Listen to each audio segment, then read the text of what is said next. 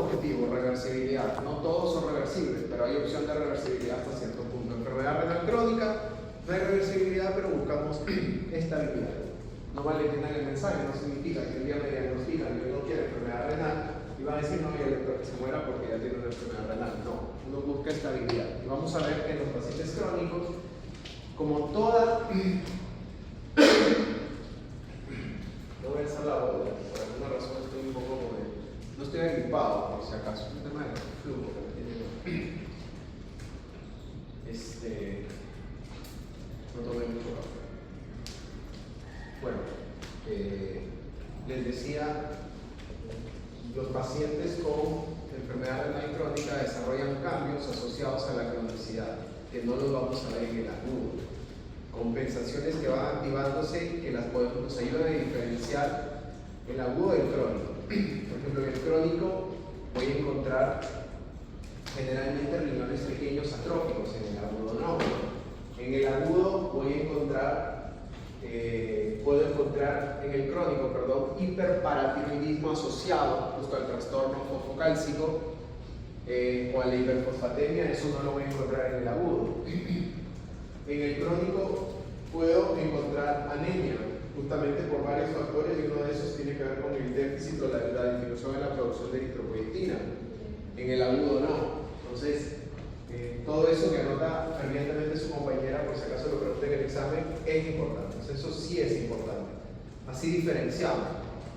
Entonces, grupo heterogéneo, en el caso de la aguda, de trastornos que tienen en común el deterioro rápido de la función renal. Genera acúmulo en la sangre de desechos nitrogenados, que por lo general se secretarían por la orina. Hay un rápido incremento del MUN y la creatinina. Un dato importante, no siempre hay oliguria. Hay libros que consideran oliguria menos de 500 ml en 24 horas, otros menos de 400, pero en promedio menos de 500 ml en 24 horas.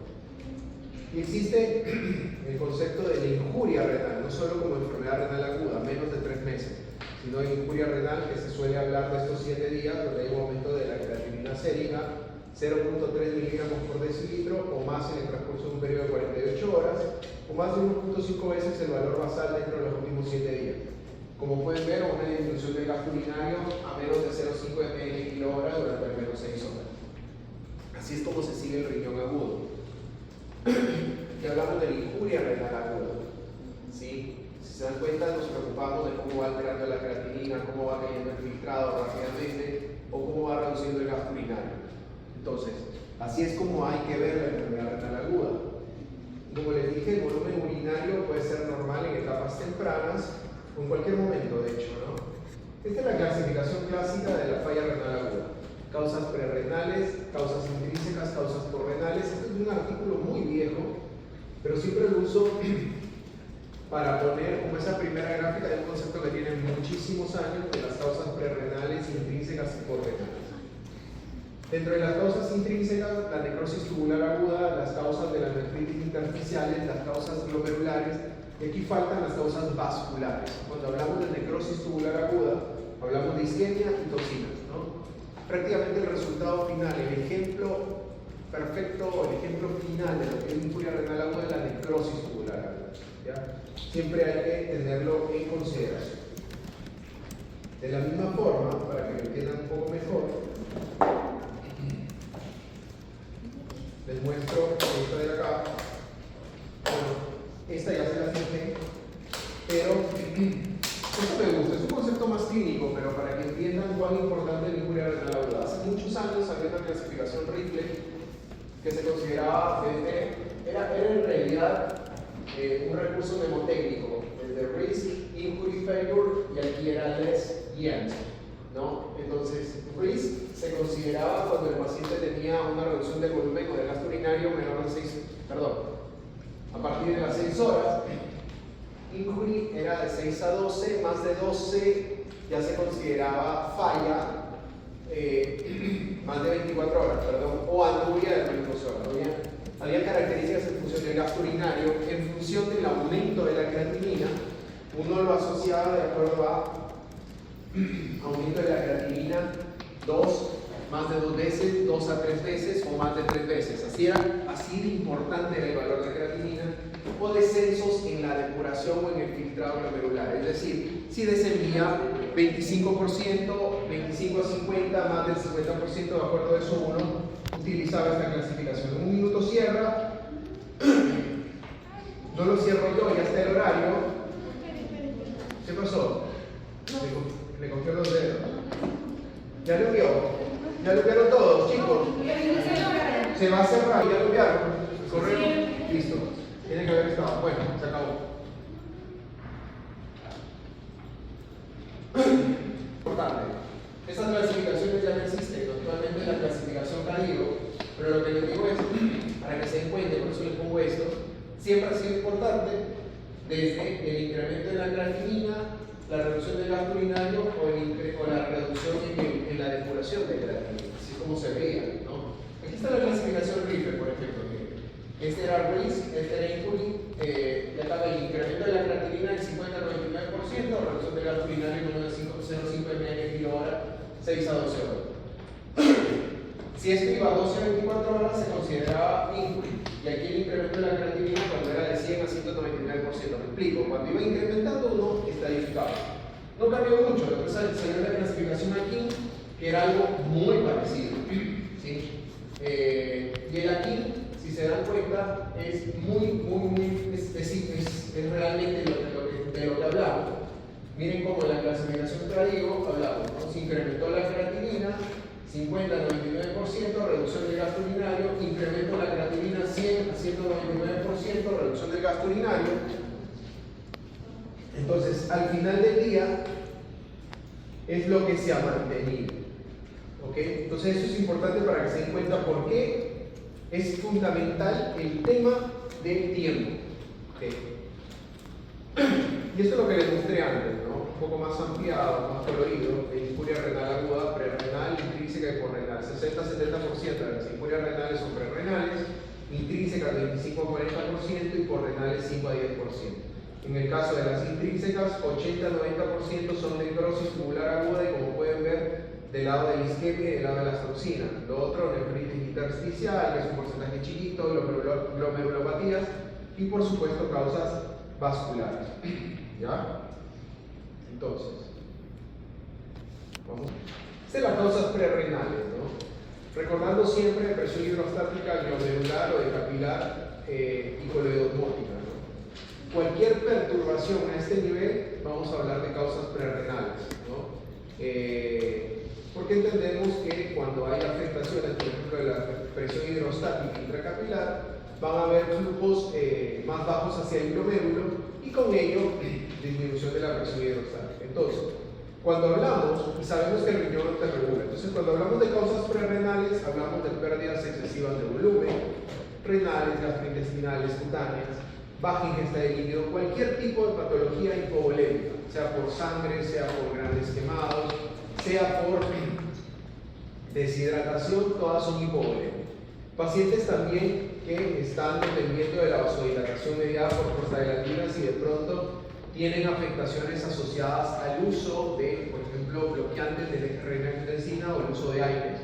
Lo otro es la hipoperfusión renal, ¿no? Un paciente que per se no es hipovolémico, pero se perfunde bajo el riñón, como cuando hay estenosis de arteria renal, ¿no? Entonces, así como hablábamos en hipertensión arterial, causas de hipertensión, causas renales, vasculares, bueno, acá tenemos, ¿no?, la hipoperfusión renal. Entonces, entendemos que pese a la capacidad de los riñones, ¿no?, para autorregular y mantener el filtrado, la disminución del volumen cuando avanza da lugar a la aparición de esta soya. Si lo queremos graficar un poquito, vemos aquí diversas, todo esto me lleva a causas prerrenales, ¿no? Son pacientes que están con una reducción a nivel del volumen hacia el riñón, pérdida de líquido a terceros espacios, por ejemplo, daño tisular en la pancreatitis, hipoalbuminemia, obstrucción intestinal, pérdida sanguínea, pérdida de líquido. ¿Qué les pasa por ahí? ¿Qué necesitan? Todo esto de alguna forma es una patología prerrenal. El de la pancreatitis, porque está haciendo terceros espacios, el paciente nefrótico porque está hematizado, porque tiene una mala volemia circulante y tiene todo el intersticio. El paciente que tiene hemorragia hemorragias también es tipo volémico. El paciente que tiene pérdida de líquido gastrointestinal, causas renales, causas térmicas, grandes quemados, sudoración profusa, todos pueden hacer falla prerenal. Causas cardiovasculares que hablan de una reducción del volumen circulante efectivo, aunque el agua corporal total es lo que está reducido, si el volumen circulante efectivo. Causas cardíacas, por ejemplo, el paciente con insuficiencia cardíaca, el paciente que perfunde mal, pero está hematizado, entonces tiene un déficit en el volumen circulante efectivo. Patología donde hay falla cardíaca congestiva, patología donde hay una reducción de las resistencias vasculares. Por ejemplo, sepsis. Ya vamos a ver que sepsis es muy particular porque tiene causas también renales, asocian también causas intrínsecas. Pero sepsis, un síndrome patorrenal, que es una patología, una complicación de la cirrosis, donde no se perfunde adecuadamente el riñón, sobredosis de drogas y agentes vasodilatadores. Se dan cuenta todo, desde diferentes mecanismos, que son los que les estoy explicando, llegan a ser una injuria renal prerrenal. Y también hipoperfusión renal, ¿no? La estenosis de arteria renal, por ejemplo. Entonces, a esto podemos sumar el riesgo del uso de ciertos fármacos. Como pueden ver, nosotros tenemos, cuando hay una disminución de la presión de perfusión, que hay vasodilatación de la arteriola aferente, ya no sabemos si vasoconstricción de la arteriola diferente. ¿Para qué? Para sostener presión de perfusión, ¿no? Aferente a través de prostaglandinas, eferente a través de renina, angiotensina, aldosterona, ¿no? Para los que ven con rareza esa imagen, vasodilatación, vasoconstricción, así sostenemos presión de perfusión. Entonces, a un paciente que esté en el límite, que está sufriendo una injuria y encima le administro fármacos que quiten la compensación, puedo gatillar una injuria renal aguda. Este paciente, que tal vez es un paciente mayor, diabético, en fin, que ha hecho mucha pérdida diarreica y encima le administro un antiinflamatorio no esteroideo, puedo gatillar una injuria renal aguda. Y también, si le administro un YECA o un ARA, un bloqueante del eje renal-angiotensina-aldosterona, puedo gatillar una injuria renal.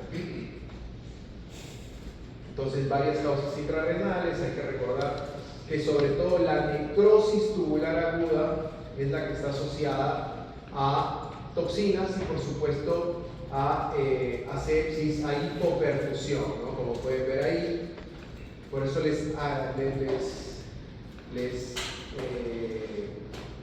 les recalco, ¿no? El mejor ejemplo de la injuria renal intrínseca es la necrosis tubular aguda.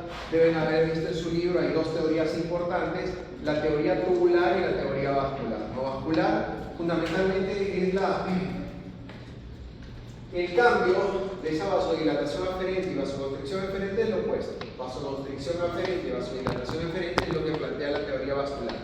Y la teoría tubular, donde entendemos que ante la injuria va a haber denudación, va a haber desprendimiento de células tubulares, mala adhesión de las células tubulares, que implica también que haya mala adhesión entre las células tubulares, aparte que va a haber activación de elementos inflamatorios, ya les voy a mostrar.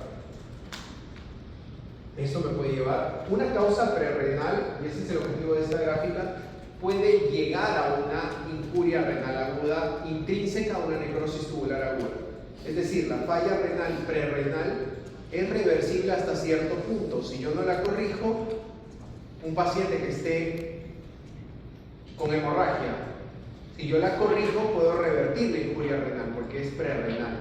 Pero si lo mantengo hipotenso, chocado y todo, puede llegar a una necrosis tubular aguda. Entonces los principios cambian, ¿no? Entonces, hay que recordar mucho de esa parte. Y ya lo que son las causas porrenales, que tenemos causas, ojo, dentro de las intrínsecas también las glomerulares, las vasculares y por supuesto las intersticiales, ¿no? Ya les voy a mostrar un poco de eso, pero en todo caso, porrenales, no se olvide cualquier obstrucción de la vía urinaria, sea intrínseca o extrínseca, no necesariamente dentro de la luz. Sí puede tener cálculos que estén generando hidronefrosis bilateral, un cálculo vesical, uretral, masas, pero también puedo tener masas o lesiones extrínsecas que generen, por ejemplo, apelotonamientos ganglionares, en un paciente que tenga un linfoma y que tenga un apelotonamiento ganglionar que esté haciendo compresión sobre la uretra o que esté haciendo compresión sobre la vejiga, también puede gatillar una injuria renal porrenal.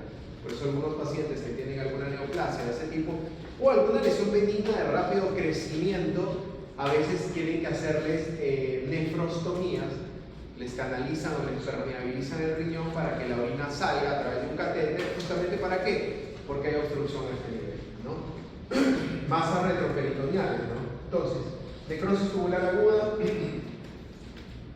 desprendimiento de células que constituyen el túbulo, ¿no? Reversible o irreversible, esto lo pueden revisar. Lo que sí les tengo que decir es que en la teoría tubular hay restos celulares, ¿no? Que son los que forman estos cilindros que aumentan la presión intratubular, ¿no?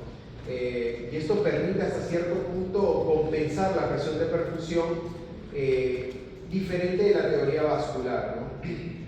Esto es la hipoxia que tenemos en la necrosis tubular aguda, como pueden ver, disregulación de elementos que fijan las células tubulares entre sí, la mala adhesión entre células tubulares y a la vez la adhesión alterada de las mismas células epiteliales, ¿no? Hay escape de líquido, hay edema, se alteran los canales transmembrana y ahí está exfoliación y adhesión a otras células del túbulo, ¿no? Dentro de todo esto hay citoquinas, hay péptidos endógenos, endotelinas, que también de alguna forma hablan de lo complejo que es el daño y por qué no el daño es igual en todos, ¿no? ¿Por qué todos hipoperfundimos y no hacemos la injuria renal al mismo tiempo? Porque es todo esto sumado a estas citoquinas, a péptidos endógenos, ¿no?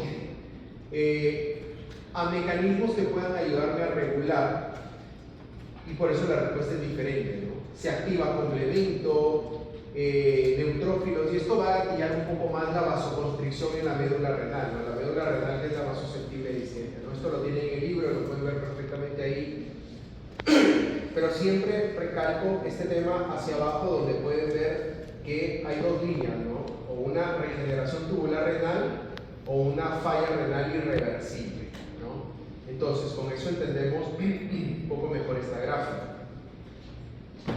Esta gráfica nos habla cómo a partir de este túbulo, esta necrosis tubular, donde hubo gasto del ATP, agotamiento del ATP, reducción, hipoxia, ¿no? Depresión de la oxigenación, vamos a tener, si se dan cuenta, este injuria endotelial, que se ve bastante bien en esta gráfica, y cómo empezamos a tener toda esta denudación de las células tubulares, cómo va a haber pérdida de microvellosidades, ¿sí? Alteración de integrinas y todo un proceso inflamatorio. Eso que ven verdecito ahí son la activación de citoquinas, por supuesto citoquinas proinflamatorias, ¿no? Y este desprendimiento, esta activación de citoquinas proinflamatorias tiene mucho que ver también con la producción, en algún momento cuando hay necrosis tubular, que yo puedo tener la presencia de cilindros que les decía, ¿no? Recordemos que la injuria tubular es consecuencia directa, como pueden ver en esta gráfica, de activación de patrones metabólicos por la isquemia, ¿no? Es decir, se potencia aparte por inflamación, por compromiso microvascular, como pueden ver ahí. Entonces, en algún punto se puede hablar también de polimerización de la proteína de Tan-Horsfall, como pueden ver ahí, que me puede llevar a la formación de diversos tipos de cilindros. Ya ustedes revisaron el porqué de cada tipo, ¿sí? Pero vamos sumando, ¿no? Denudación de la membrana basal a nivel del túbulo proximal, ¿ok? Vamos teniendo que en todo esto todavía tenemos factores que apuntan a reversibilidad, ¿no? Por todo lo trágico que suena, a pesar de eso puede haber reversibilidad.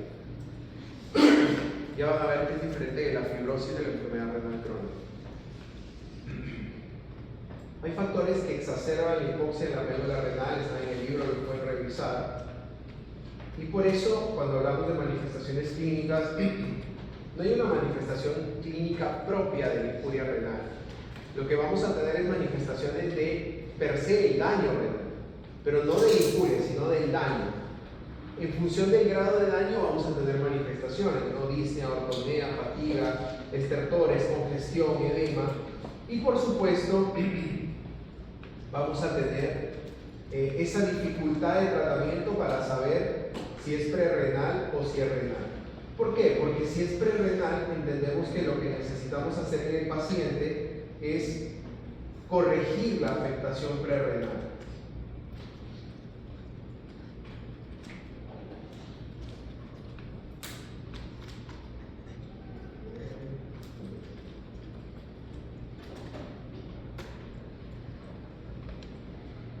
Y por eso, corregir la afectación prerrenal depende mucho de que yo identifique la causa. Si es un paciente que está en insuficiencia cardíaca y está haciendo una injuria renal, lo que se llama un síndrome cardiorrenal, porque está hipoperfundido, no le voy a dar más líquido. Porque si le doy más líquido, lo voy a poner más congestivo. Tengo que darle fuerza a ese corazón. Inotropismo, debo darle algo. Venodilatación si es que está congestivo e hipertenso. Si es un paciente que está deshidratado, debo darle volumen y mejorar la volemia. Si es un paciente que está sangrando, debo mejorar el volumen, mejorar la volemia, pero entendemos que si nos ponemos finos, lo que necesito darle es sangre. Entonces, por ahí viene el tema. Como grandes quemados, debo darle lo que se perdió. Si es un paciente que tiene estenosis de arteria renal, yo no necesito darle más volumen, porque el daño prerrenal en algún punto que llegue después a una injuria ya de tipo vascular intrínseca, no va del lado de que necesite más volumen, no va del lado de que necesite inotropismo, necesita mejor perfusión, por ahí hasta cierto punto sostener la compensación. Si es un paciente que tiene una reacción anafiláctica o que tiene vasodilatación periférica, como les mostré en sepsis, los pacientes que hacen shock anafiláctico, ¿qué tengo que hacer en esos pacientes? Necesito mejorar la vasoplejía. Si está hipotenso, si está hipotenso, hipoperfundido porque está hipotenso, pero tiene un shock anafiláctico, probablemente más allá del volumen necesite vasopresores, igual que un paciente con sepsis, ¿no? Entonces siempre eso hay que considerar. Ahora, si ya tengo el paciente con la alteración renal, necesito definir un poco entre agudo y crónico, entre prerrenal y renal, e intrínseca necrosis tubular. Tengo algunas formas, ninguna es 100% efectiva, pero hay algunas formas. Una es la relación con creatinina, que lo puedo calcular, entendiendo que los prerrenales hacen un creatinina 20-30 a 1, diferente de lo normal y por supuesto no así en la necrosis tubular aguda. En la necrosis tubular aguda es lo que les decía antes, voy a tener un sedimento patológico, puedo tener cilindros granulosos, sin cilindros epiteliales, no hay datos anormales, no hay cilindros en los pacientes con afectación prerrenal. En la azoemia prerrenal la osmolaridad urinaria llega hasta 1200, en la necrosis tubular está reducida. Esto también tiene una razón, responde a la vasopresina, ¿okay? Es un mecanismo sencillo de entender. Si ustedes no toman agua, la orina sale concentrada. Si toman mucha agua, sale más diluida, porque tienen capacidad de concentración de la orina. El paciente con una injuria prerrenal mantiene la capacidad de concentración de la orina. Entonces, en el momento que el paciente está, por ejemplo, hipovolémico, la vasopresina sabe que tiene que actuar. ¿Por qué? Porque necesita reducir pérdida de agua y por eso la orina concentra más, por eso la osmolaridad urinaria va a estar aumentada. En cambio, en la necrosis tubular aguda, donde ya hay una afectación tubular, se considera que se pierde la capacidad de concentración de la orina. Entonces, a pesar de que el paciente está mal perfundido o el paciente tiene una patología renal, necesita por ahí perfusión o algo, no va a concentrar la orina. Entonces van a tener una osmolaridad urinaria reducida. ¿Okay? Y en la excreción de sodio pasa lo mismo. Cuando hay una afectación prerrenal, el cuerpo entiende que debe reabsorber y se reabsorbe hasta el 99% del sodio. En los pacientes con necrosis tubular aguda eso no sucede. Entonces existe algo que se llama la fracción de excreción de sodio, el FENA previamente, donde es la relación de sodio, creatinina, urinario y sérico. Y ese valor, generalmente cuando es menor de 1, se considera prerrenal. Si es mayor de 1, se considera necrosis tubular aguda. Algunas literaturas dicen más de 2, pero en todo caso el principio es menor de 1 y mayor de 1. ¿Qué me sesga? Yo puedo tener variaciones en estos resultados si el paciente está usando diuréticos, porque el diurético me cambia la concentración. Y hay patologías también que pueden generar que el PENA sea menor de 1 sin que sea una afectación prerrenal per se, ¿no? Como pueden ver, yo puedo tener pena menor de 1 en un paciente que tenga una necrosis tubular, pero que esté sobreimpuesta a una patología prerrenal. O un paciente que tenga mioglobinuria, o que tenga, por ejemplo, rhabdomiólisis, ¿no? Mioglobinuria. Yo puedo tener que tengan un pena menor de 1, ¿ok? Entonces, para que no se confundan.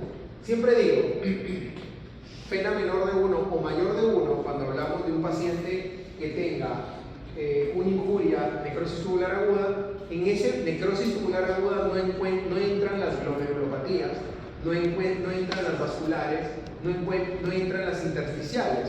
Por eso las ven aquí en el cuadro, porque yo puedo tener un pena menor de 1 en un paciente con glomerulopatía, en un paciente con pigmenturia, hablando de mioglobinuria, o en un paciente con nefritis intersticial aguda, ¿no? Pero como la gran mayoría, eso está en el libro, pero como la gran mayoría son necrosis tubular aguda, entendemos que no están dentro de nuestro diferencial.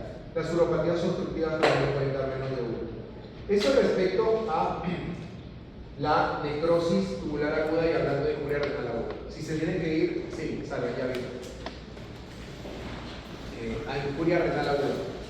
Si se dan cuenta, mucho de tiempo, prerrenal, renal, posrenal, es lo que tienen que revisar. Características de cada uno, en el libro está bien explicado, la teoría tubular, la teoría vascular y por supuesto las diferencias respecto a la obra.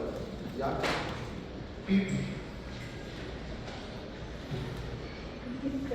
Enfermedad renal crónica. Si tienen que ir al baño, tienen 2 minutos para ir. El que tiene que ir. ¿Tienen mucho frío por allá? Sí. Si alguno de ustedes, Dios no quiera, hace un shock séptico, por lo que sea, una apendicitis, soy un chico, perforado, peritonitis, está bien, anda bien, pero pudo haber llegado grave en shock séptico. Shock séptico, uno lo ve en pacientes tipo tenso, soporte vasopresor, ahí hay una injuria prerrenal que puede llegar a ser una necrosis tubular aguda. Entonces tú ves que el paciente, doctor, pasaron las 24 horas, está con drogas, todo bien entubado, pero no orina, perfecto, ya le dimos full volumen, listo, sé que está lleno de agua. Vamos, forcemos diuresis, diuréticos, nada, doctor, 48 horas, más hematizado y no orina. ¿Sabes qué? Sigue subiendo la creatinina, no está orinando 2 días, purga, dializa. Tiene una oportunidad de que la terapia de reemplazo renal, porque es un tratamiento, entonces hay que darle tiempo a ese riñón a ver si sale de su agudo.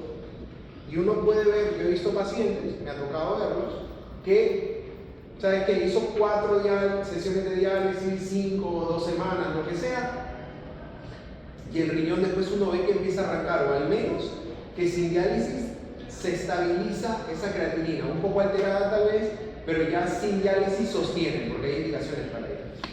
Y algunos que dejan la terapia, sí doctor, yo estuve grave en terapia, dialicé, pero después dejé la diálisis. En agudo, por eso les digo, es un tratamiento. La diálisis hace lo que ya no puede hacer el cierre, lo que ya no puede hacer el paciente. En agudo, cuando es crónico, que se considera una afectación o un deterioro renal, funcional, estructural, más de 3 meses, ahí ya no hay marcha atrás. Es decir, un paciente que deterioró en el tiempo y sabe que ya tienes que dializar, ese paciente no va a revertir. Y eso es lo que vamos a hablar ahora, para que no se confundan. En la enfermedad renal crónica no es insuficiencia, siempre digo lo voy a cambiar en realidad. Cambio la diapositiva y no cambio de enfermedad renal crónica. ¿Sí? Todo el mundo ahí va a decir, el doctor es muy ignorante, enfermedad renal crónica. Alteraciones clínicas que empeoran progresivamente con la disminución del funcionamiento renal. Se valora según la filtración glomerular. No puede empeorar progresivamente aunque la enfermedad que la había desencadenado esté inactiva. Y tenemos el concepto de uremia que lo ven ahí. ¿Ya?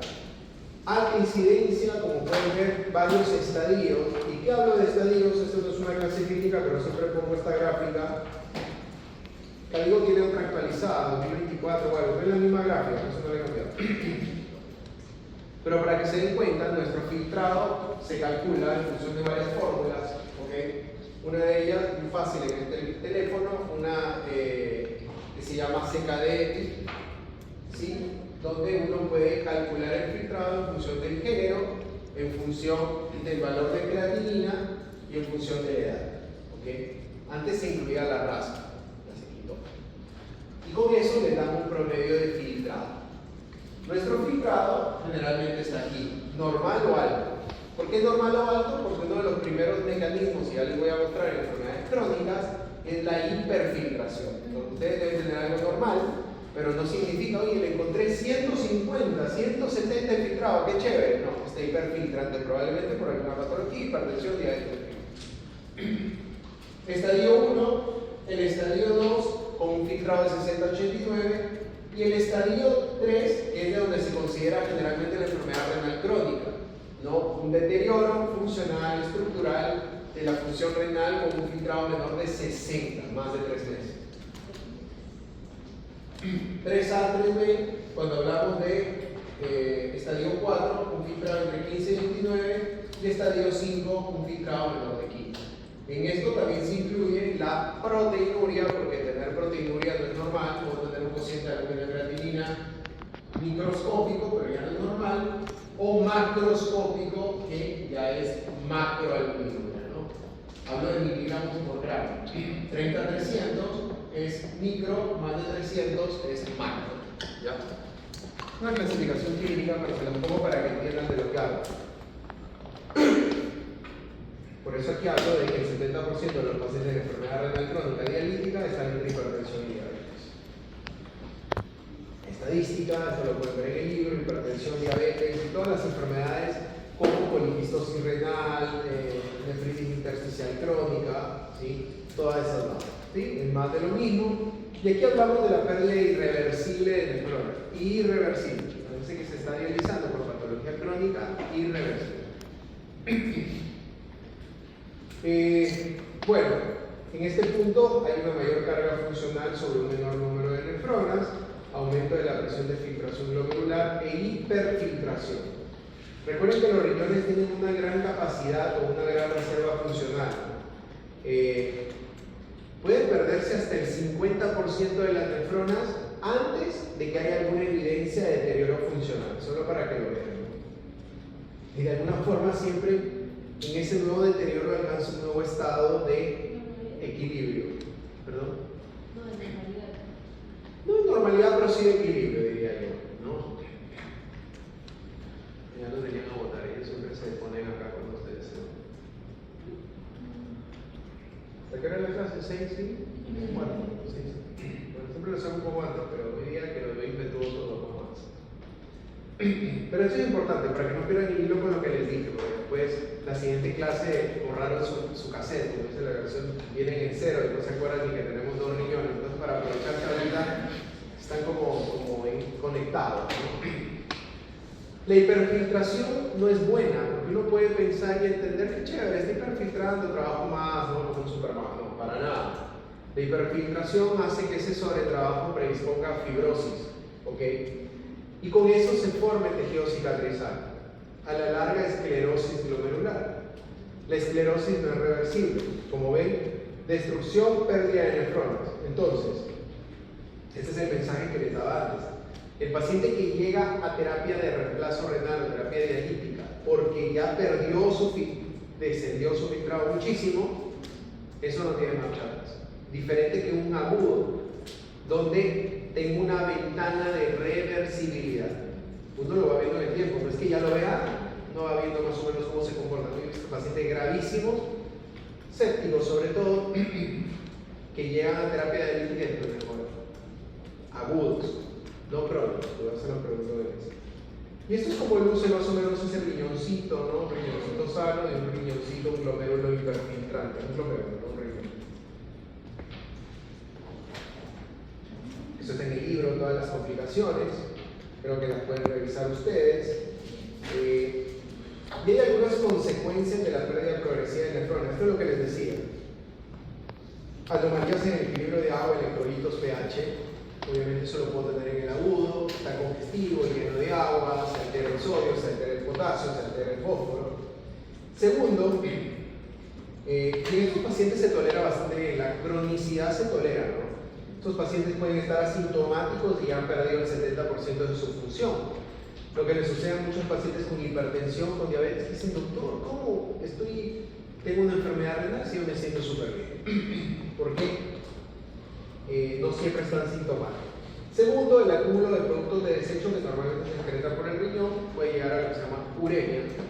Y tercero, anomalías en la producción y el metabolismo de ciertas hormonas.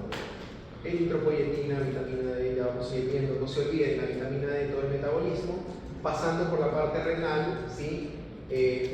Hasta, mejor dicho, la parte hepática y la parte renal, ¿no? Con la vitamina D activa, entonces no vamos a tener ese paso. Hablando de uremia, vamos a hablar de uremia por productos retenidos normalmente excretados por los riñones, lo que deberíamos eliminar, no lo eliminamos.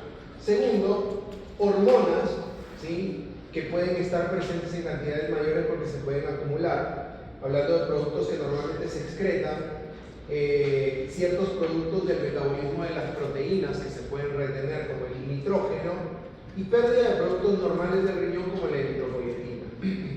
Sodio, potasio, vamos a hablar de sodio rápido, como lo pueden ver acá, puede seguir con atremia dilucional, puede tener grado de exceso de sodio y agua, eso lo tienen que leer, y obviamente son más sensibles a pérdidas extrarrenales. Respecto al potasio, porque después lo mencionaré, el potasio puede llegar a ser un problema muy serio en los pacientes con una enfermedad renal crónica. El túbulo pierde su capacidad de regulación, como ustedes saben. El transporte tubular es dependiente de la aldosterona, pero a medida que desciende más el filtrado va perdiendo esta capacidad de regulación, y el potasio vamos a hablar después. Y tenemos algo, al menos para que se lleven, que es el tema de la acidosis metabólica. ¿Por qué se da acidosis metabólica en los pacientes con enfermedad renal crónica? ¿Por qué se puede dar? Por estos tres elementos: incremento en la producción de ácidos volátiles, por el incremento en la pérdida de bicarbonato, ¿ok? Y la disminución de la excreción renal de ácidos. Cuando uno ve el equilibrio ácido-base, es sumamente importante el riñón dentro del equilibrio ácido-base, ¿ok? El riñón es compensatorio, no se olviden, ¿no?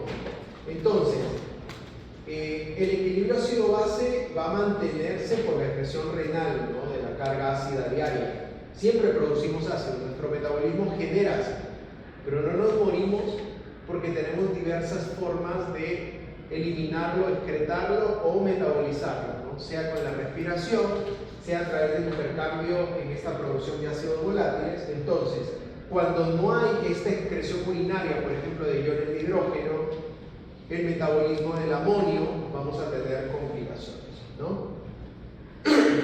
Y estos son los trastornos de la excreción del amonio que se pueden dar en un paciente con una enfermedad renal crónica, ¿no? Y si se dan cuenta, en el paciente con enfermedad renal ya no hay esta regulación que se da en la excreción del amonio, se pierde eso. ¿Y cuál es la consecuencia de la acidosis metabólica en la enfermedad renal crónica? Estos son algunos de los elementos, pero para que se den cuenta que es sumamente importante, porque altera el metabolismo fosfocálcico, el metabolismo óseo, aumento del catabolismo de las proteínas musculares, se agrava el hiperparatiroidismo secundario, sin hablar, aparte de estos mecanismos como la reducción de la actividad de la bomba de sodio-potasio ATP-ASA, miren todas las complicaciones que puede dar, inflamación sistémica y trastornos en hormonas de crecimiento y insulina, ¿no? Entonces, esto es parte de lo que podemos tener. Los pacientes pueden hacer acidosis metabólica. Está demostrado que un paciente con enfermedad renal crónica que hace acidosis necesita que yo le ayude en la acidosis. Como les dije, ya va a perder bicarbonato, va a tener estos ácidos volátiles acumulados, el riñón mismo que no excreta, el metabolismo del amonio, entonces a veces hay que suplementar. El otro mecanismo importante que está y es fundamental, probablemente el que más resalto en clase, es de la alteración fosfocálcica. Los crónicos, no los agudos, van a tener hiperparatiroidismo. Como pueden ver en la gráfica, todo parte acá, o parte de lo que viene, parte de acá. Hiperfosfatemia. Cuando hay daño renal, va a haber acúmulo, disminución en la excreción Y esto me lleva a disminución en el calcio iónico, porque el fósforo forma complejos fosfocálcicos, secuestra calcio. Y como la paratiroides tiene estos elementos sensibles de calcio, que es su forma de sensar cómo está el calcio circulante, nuestra paratiroides rápidamente detecta y dice, ¿sabes qué? El calcio no anda bien. ¿Qué tenemos que hacer? Liberar más calcio, porque regula. Hay un triángulo importante en el metabolismo fosfocálcico, que es calcio, PTH y vitamina D. Por acá el fósforo, por acá el factor de crecimiento fibroblástico, en fin. Pero son esos tres. Cuando el calcio está bajo, la PTH trabaja más. Cuando el calcio está alto, la PTH se suprime. Más o menos es así el feedback. Si la vitamina D está baja, la PTH aumenta para compensar el calcio. Entonces, aumenta la acción de la paratiroides y genera hiperparatiroidismo. Justamente por lo que les decía, puede llegar a haber una hiperplasia de la glándula paratiroidea justamente por estos receptores sensibles de calcio que lo detecta la paratiroides. Pero la hiperfosfatemia también actúa bloqueando e inhibiendo el metabolismo de la vitamina D. Entonces vamos a tener disminución asociada de la vitamina D. Aparte de ese paso importante para la vitamina D activa.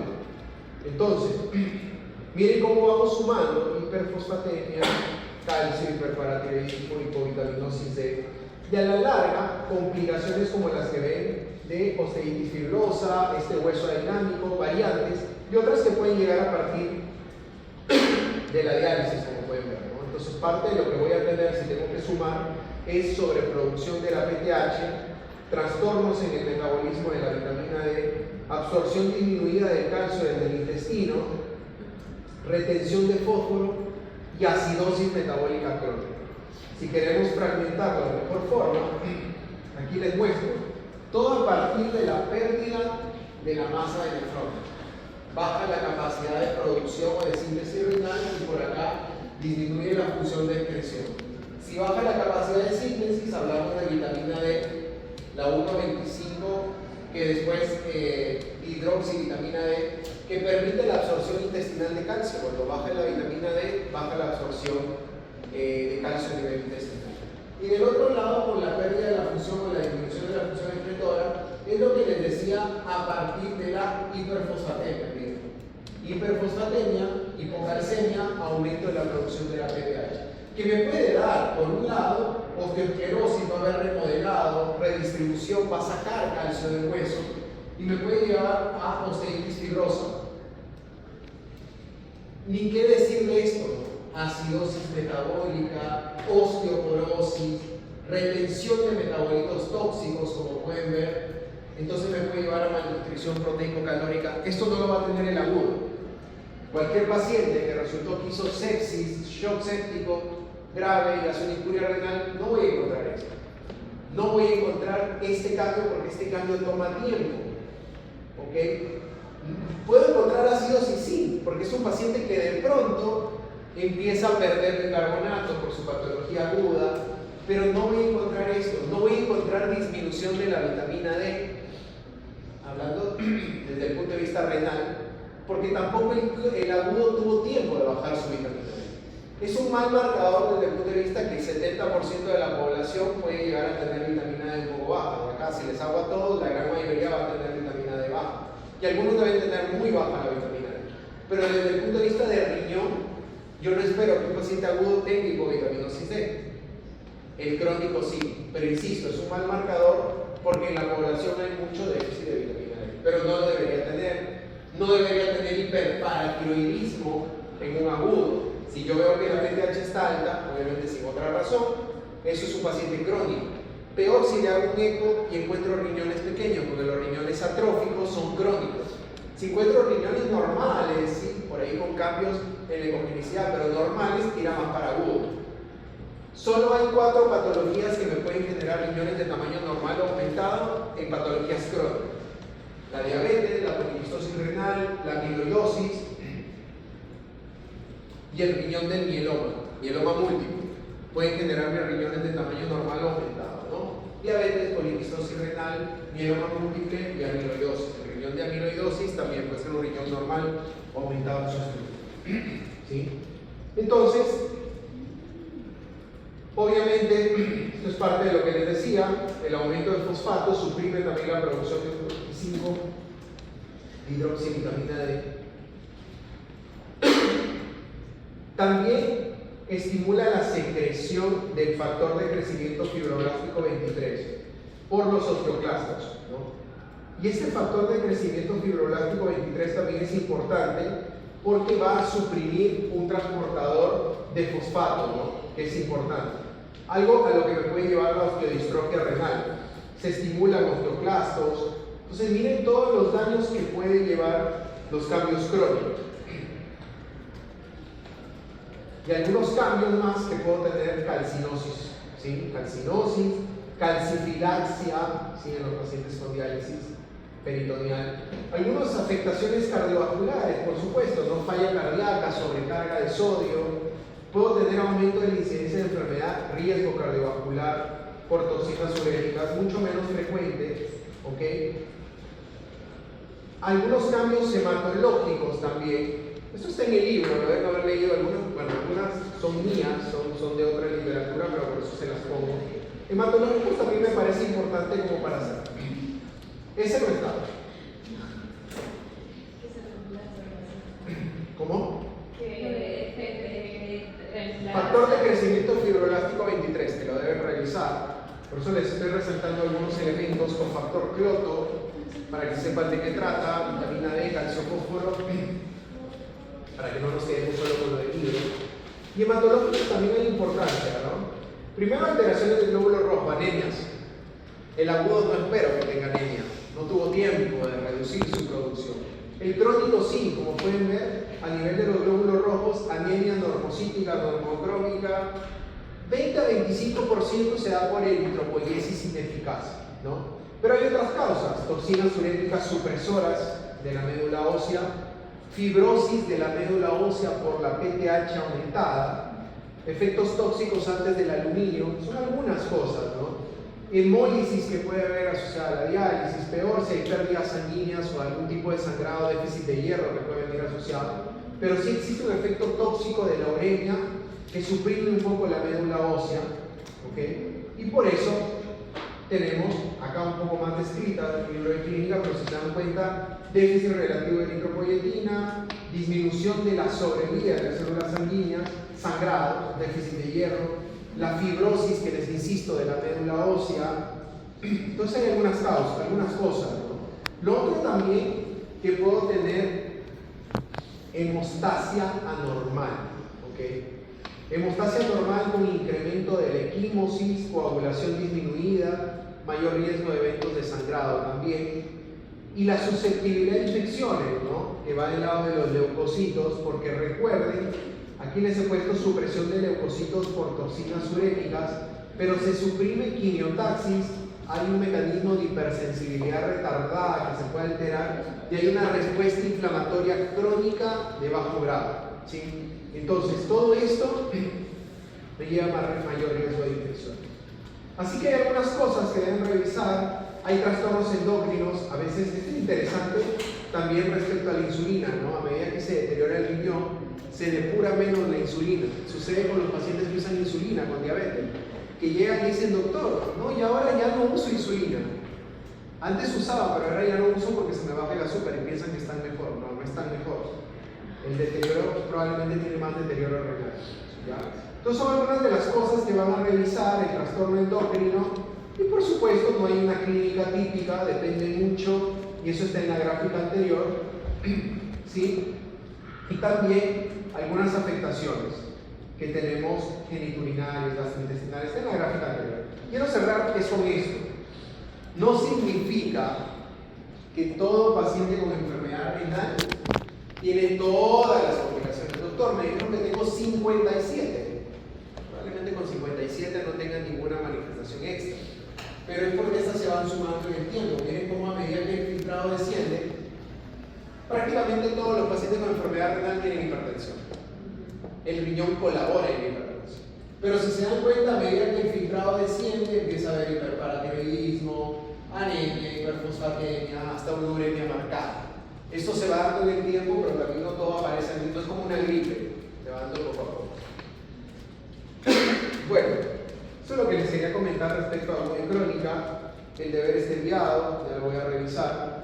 La idea, esa actividad, insisto, no es contra nadie, porque por ahí después, uy, el doctor mala gente, no me dejó enviar, a otra clase me van a estar preguntando a sus compañeros. Es una actividad de la clase, lo voy a hacer así, para que haya un poco de compromiso de los que vengan. Jamás hago que vengan innecesariamente, necesito que me pase algo, porque yo no tengo como avisarlo, ojalá que no. Pero después nunca hago que vengan innecesariamente. Entonces sí tienen que estar en clase porque 21 de 30, casi es el 30% que no viene. Entonces la actividad de hoy es una actividad que cuenta como actividad. En algún momento haremos otra, y si las lecciones, va a pasar en la primera lección que les avise, probablemente vendrán todos ese día. Así que las lecciones les voy a decir, pero las actividades no. Hay algunos que